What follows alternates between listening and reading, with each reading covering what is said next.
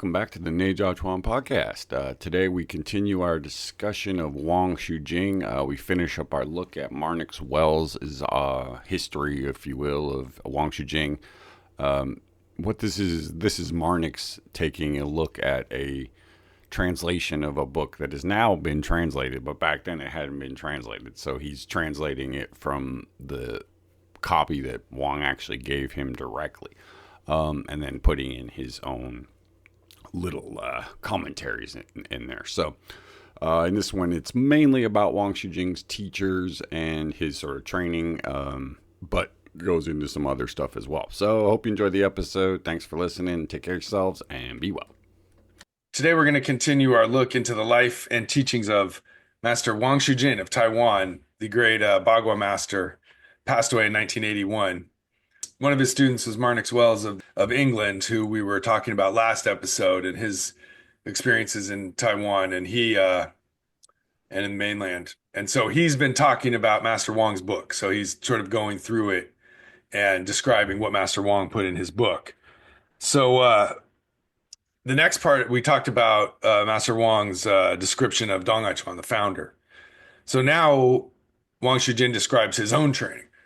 Wang Shujin's preface describes his youthful progress of study under three famous teachers and his career of teaching in Taiwan and Japan. Here I reproduce Wang's exact written testimony, confining my comments strictly to brackets. In 1923, at age 18, Wang entered the school of the famed Zhang Xiaodong, who lived 1860 to 1940, to study Bagua and Xingyi. According to Robert Smith, who said, Wang replied that he had studied under Zhang Xiaodong from 1929 to 1938. Okay, so we'll stop there. So that's his first teacher, Zhang Xiaodong. Zhang Xiaodong was born 1860, so right at the beginning of the Civil War. So he's that Civil War aged guy who was born in that time, who lived till 1940. So he dies during the war with Japan. And so what does Wang say? It said that he entered the school in 1923. But Robert Smith's book says he entered the school in 1929. So then another phase of his training. So from 1924 to 25, so for 1 year, Wang Shujin concentrated studying Hunyuanzhang, the all-around stance, a style of standing post under teacher Wang Xiangzai, founder of Yichuan. So for only 1 year, he studies with the founder of Yichuan. So when he's 20 years old, he learns. So that guy was pretty influential on him. And as we've mentioned many times on the podcast, Wang Shujin always had this standing meditation at the core of his classes. And that must have come from Wang Xiangzai, the famous Yichuan founder, who was known to be a great fighter as well. And it says Wang Xiangzai lived to 1963, which is interesting. Wow. But Wang studied with him in the 20s. So a young, fiery Wang Xiangzai, probably. Probably learned a lot of hands-on from him. Right. It's sort of that Xingyi punching approach that goes with Yichuan that, Master Wang was really good at taking punches. So maybe that could be a clue to it there. So then the third phase of his training here, it says, from 1929 to 30, so about 5 years later, Wang Shujing studied under the teacher Xiao Haibo, aged over 90 years old, who had trained, near Mount Ermei. And Wang said that Xiao Haibo used to walk the circle while holding iron balls. So this guy, Xiao Haibo, he's the one who was created or did a martial art called Ba Pan Zhang, which looks exactly like Bagua Zhang. But you know what they do? They have the inner foot turns in. Maybe that's why, like what you were saying before about why his forms don't look like other. That could be an influence, yeah. And Marnix himself experiments with weird stepping stuff of turning his inside foot in. And I could have sworn that the Ba Pan Zhang guys do that too. They don't walk with the inside foot straight. They turn it in with each step. Well, that one video of Wang where he's doing, he's definitely. Oh, yeah, super tight Kobu Baibus. Yeah, so there's something about the stepping that might come from that Ba Pan Zhang stuff. But yeah, the guy was 90 years old holding iron balls. So the guy was 90 years old in 1930. So this is Wang's teacher of Bapanjang. So what does that make? Born in 1840. Dang, that's way, yeah. So that's I old didn't, I school. didn't So know that's that. like same, that's during the lifetime of Dong Hai Chuan. Like, so, and then the final piece is that Marnix inserts here says that after coming to Taiwan in 1951, Wang Shujing chanced to meet Chen Panling in Taichung, where the provincial government was first based. Comparing notes, they experimented to create a Chen style of Chai Jishuan, as in Chen Panling. As in Chen Banling, not Chen Village. Right.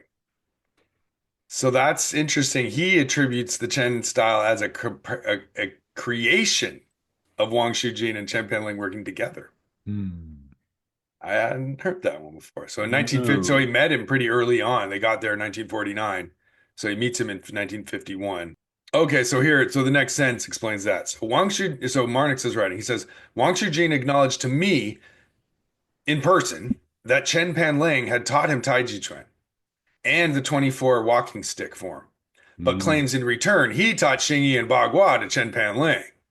Oh, So okay. they experimented to create the Chen style, meaning he worked with Chen, So it was Chen but Penling's Chen was Tai the Chi. teacher of the Tai Chi. It was Chen's Tai Chi and Wang's Xingyi Bagua that Uh-huh. became the Chen Penling But form. Chen Panling also knew Xingyi and Bagua already, Right. though. So I don't know. And Chen Panling's the older guy.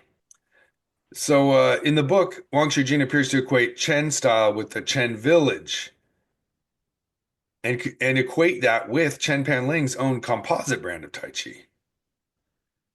But authentic Chen style Tai Chi Chuan was virtually unknown in Taiwan at that time, and it is unlikely that Wang Shujin knew much about it.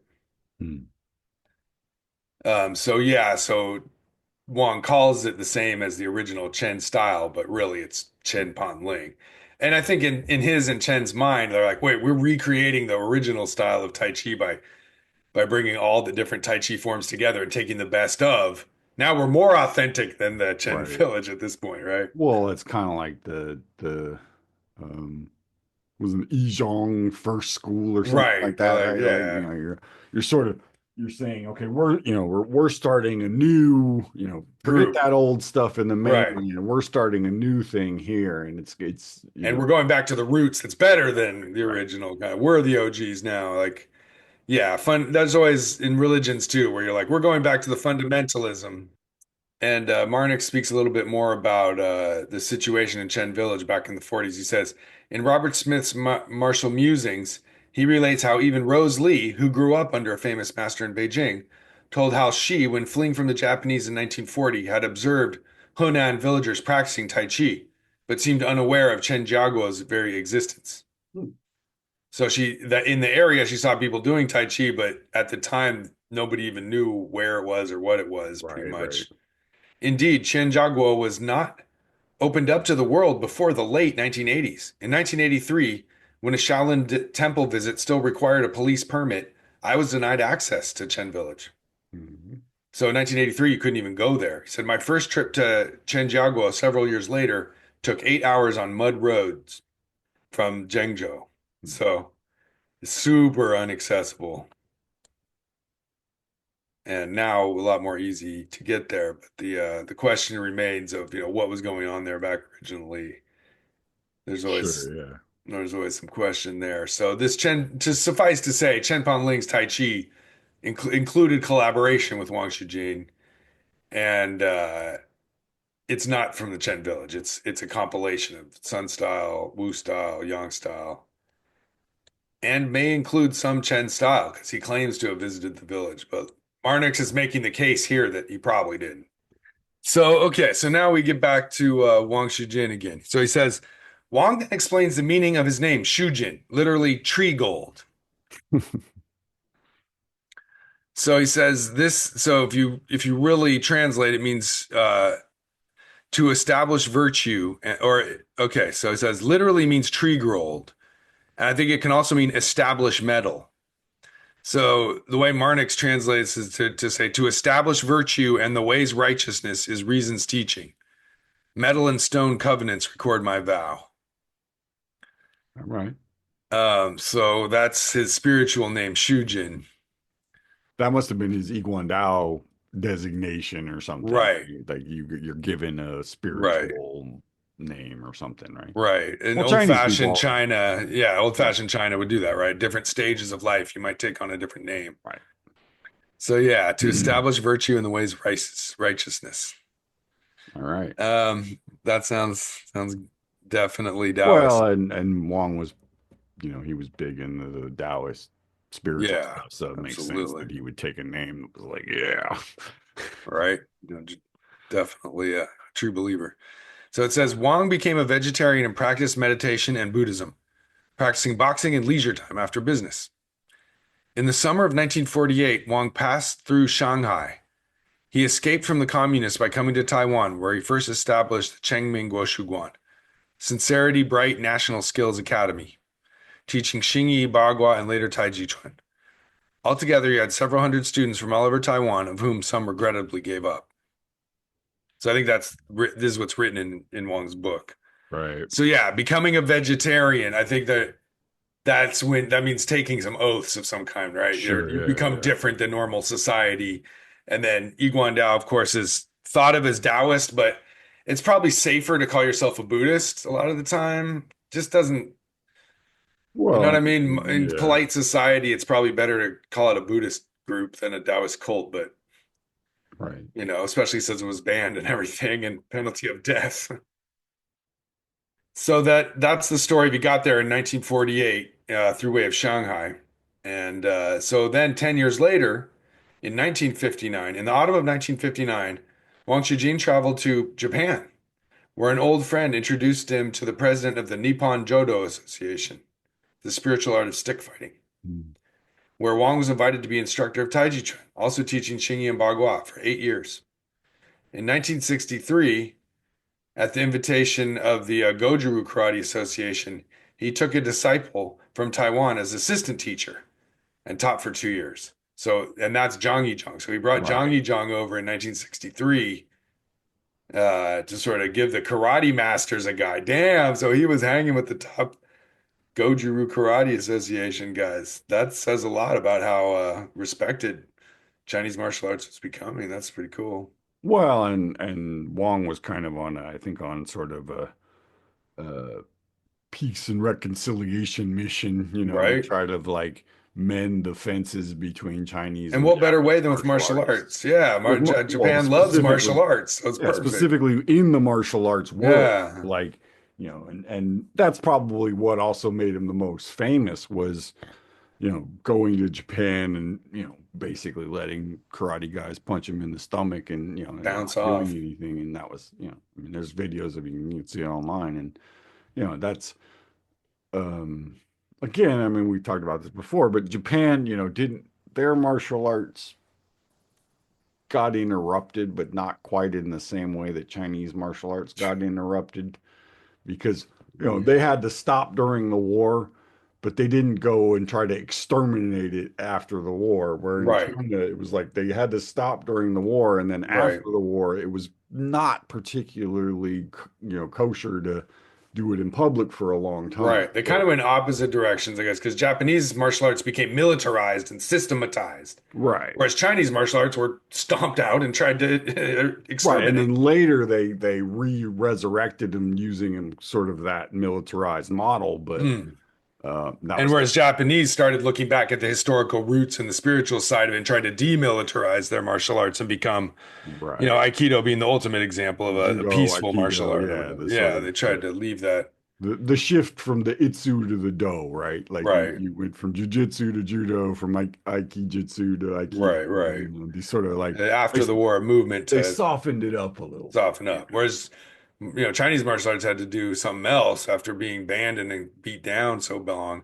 And then the Cultural Revolution, like, yeah, It it's got been lumped rough. in with all of the, anything old is bad. So martial arts kind of got lumped in with Right. that. And, so they had to go under. And that's why, like, the lineage that went through places like Taiwan and Hong Kong, in some ways, I mean, it wasn't as, if you will, pure, but it wasn't broken in the same way. Like, a lot of the lineages in China, guys basically didn't practice for 20 years.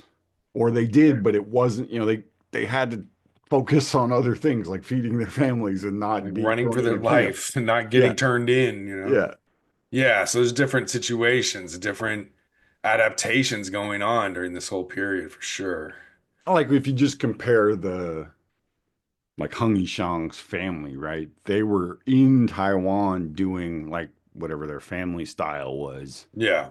prior to Indigenous Taiwanese martial right. arts. So the basically was like Shaolin type Yeah, Southern training, Shaolin. monkey Yeah. type stuff. But um, they had Taiwan had martial arts before the mainlanders showed up. Right. So, there was a different it was sort of more contiguous there than Yeah, and also part of that factor is they had learned Japanese martial arts. So they were all doing judo and stuff that too. when the Yeah. mainlanders showed up. So like talk Right. about a weird, embarrassing moment of like, oh, what you're Well, doing I mean, in a sense, Chineseified Japanese martial arts at the gi on. And then right. I mean, I think, crazy. people can criticize it, but I think that in some ways, Taiwan was like the original place where people did what would now be called in mixed martial arts Sure. because it Right. was They're it was mixing it one up. of the few places where you could get, Chinese martial arts, Japanese martial arts, Indonesian martial arts, U.S. military base with right. They tens were of thousands of, boxing and just, wrestling yeah, and it was practitioners. just a melding pot for, people who did martial Yeah, arts. So, yeah. Total classic, martial arts melting pot central.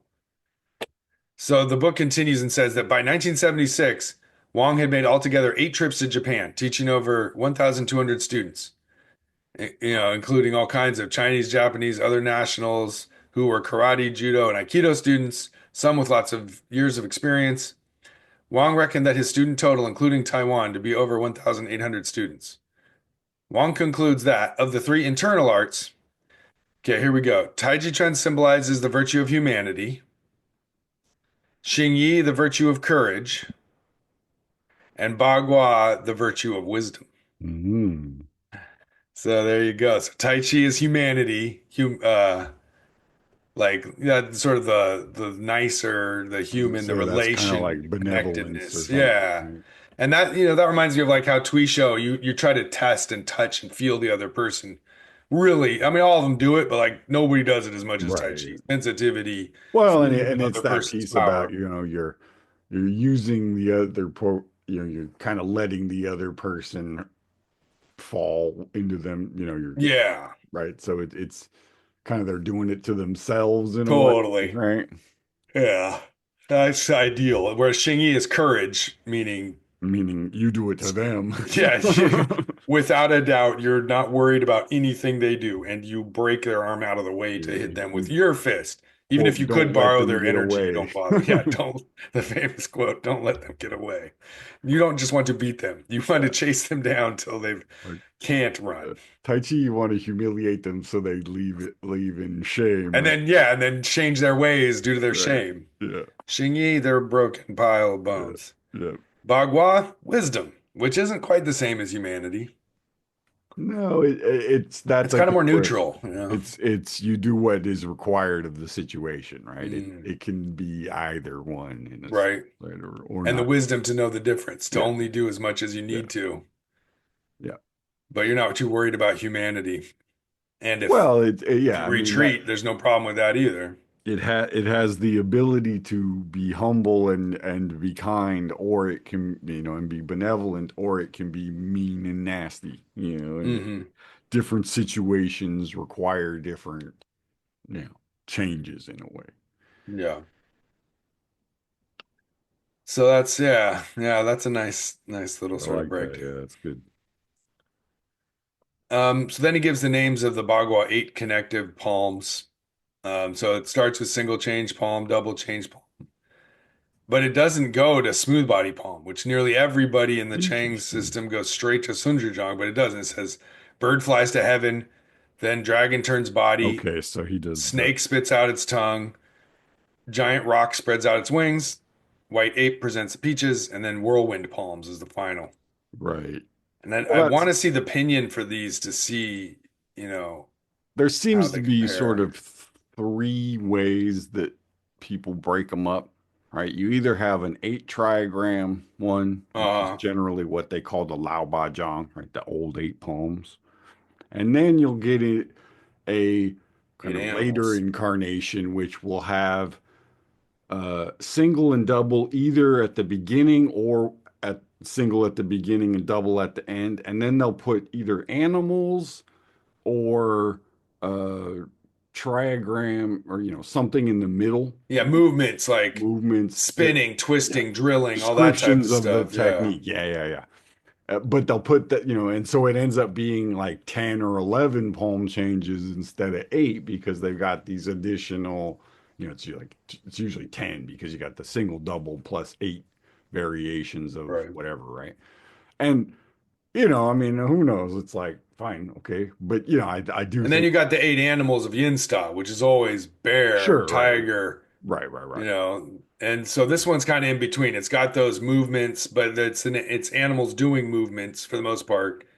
Then single and double at the beginning, like the Cheng styles would. Right. I don't know. Yeah. It's again another, they're all different. There's no getting around it. Yeah, that's where again I think that the idea that it's just a framework and you can use the framework in lots of different ways.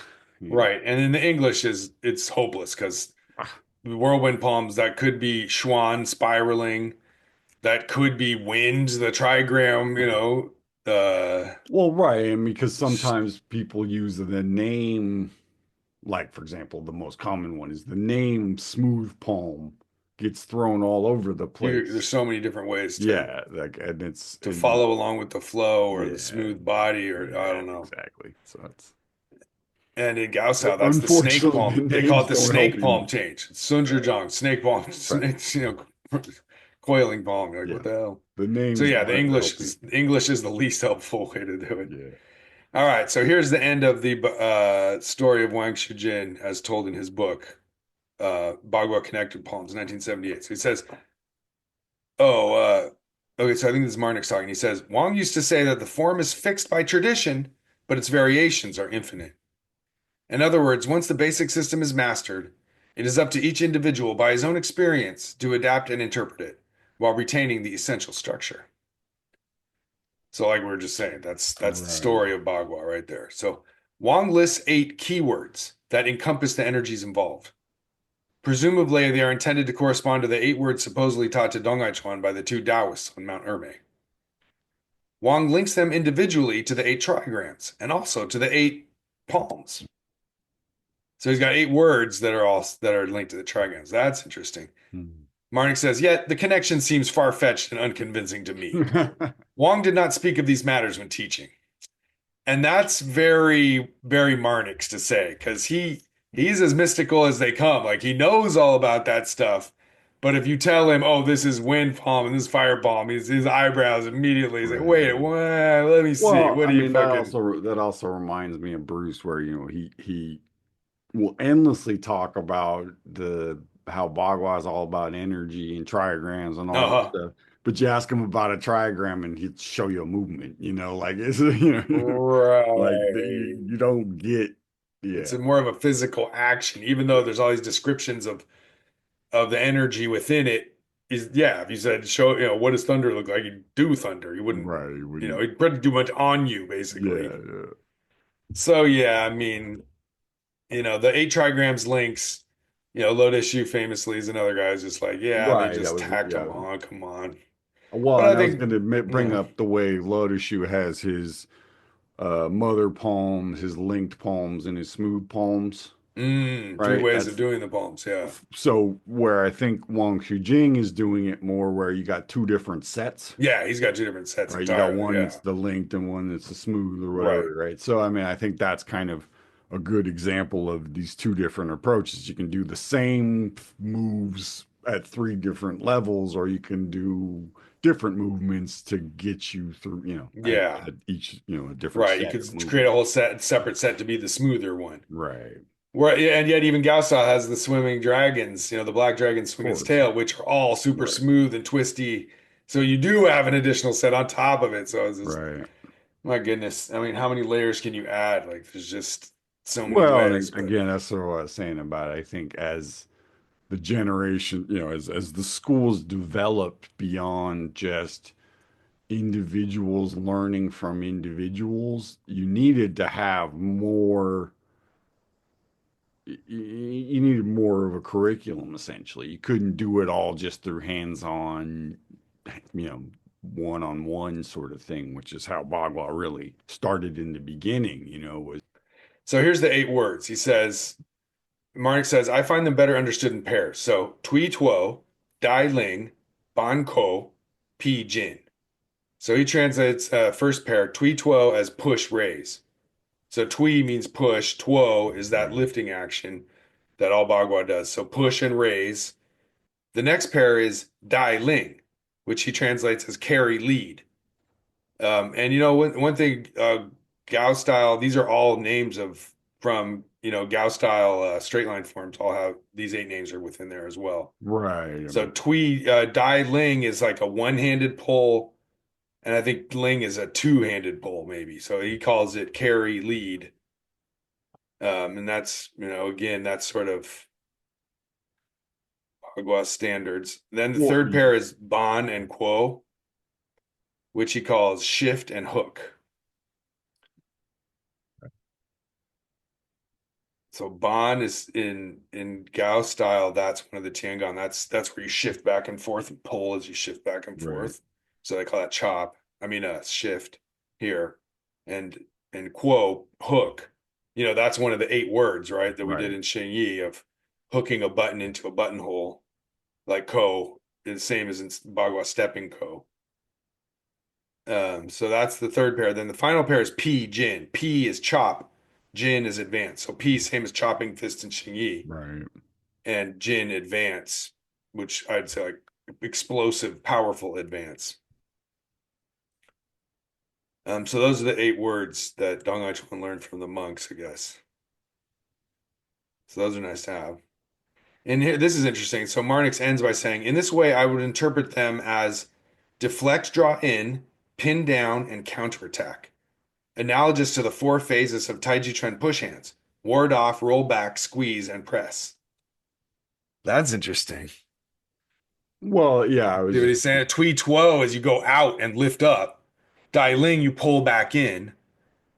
Then shift hook, Ban and Ko. That could be that hooking action as you move forward. well, I mean, it's Interesting. basically giving Like you, G.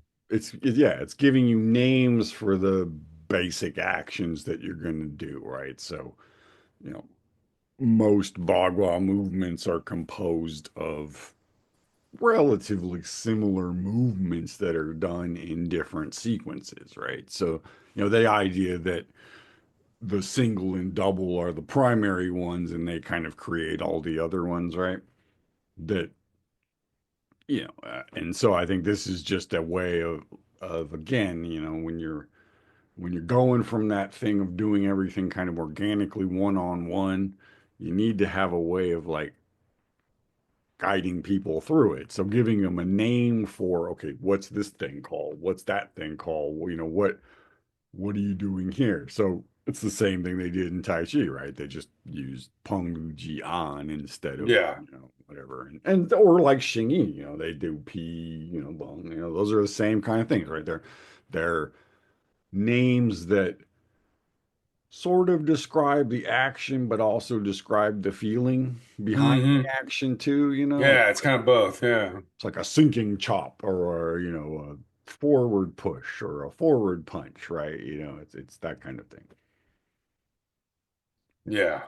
So you got pairs, Well, pairs, right, and paired pairs. I So mean, 4 pairs or just that's just Hung Li Juan. Taoism is But always yeah, going to do everything in pairs and right. eights and it's just kind Well, of it's Tai Chi just has 4, which makes it a little easier to remember. I mean, I do right. appreciate that. That's nice for once. But Bagua, they have to. But it's interesting that that Marnix clicked it in with Peng Liu Jian. That's interesting. It's like you reach out and connect, then you pull back to throw him off balance, then you hit him with that G effect of launching him, and then press, slam him down. And so he does it as um what did he Well, yeah, again, Deflect, draw in, pin down, and then counterattack. We hold them down and start pounding them with P and Jin. right. So it's Yeah, describing essentially an application through the all actions, applications. right? Yeah. Yeah. You've got to deflect first because the other person's coming in. So you deflect, then you pull them in. That gets them off balance. Then you get them in a bad position and pin them down. Then you counterattack. Which is pretty much Peng Lu Ji and on, or Right. Peng Use Lu G on to, Ji, to, right? to get their arms stuck into their body. And then on is when you send them flying. Right. And so But you but use that's P where, in here. like for example, in Cloud Hands, you can do it where it's Peng Lu on G, or you can do it Mm. as Peng Lu Ji on, right? Okay. So Yeah. You could switch you those. can you can push them down and then launch them up, or you can Push push them them up up. and then slam them into the ground. But And maybe you can, maybe Peng and Liu can also be switched. You can of come in course, first and then sure, lift them up, or you can absolutely. deflect them, Yeah. then pull them Well, and in. that's basically how you get the 8, right? You just start Hmm. mixing them up and or So uh,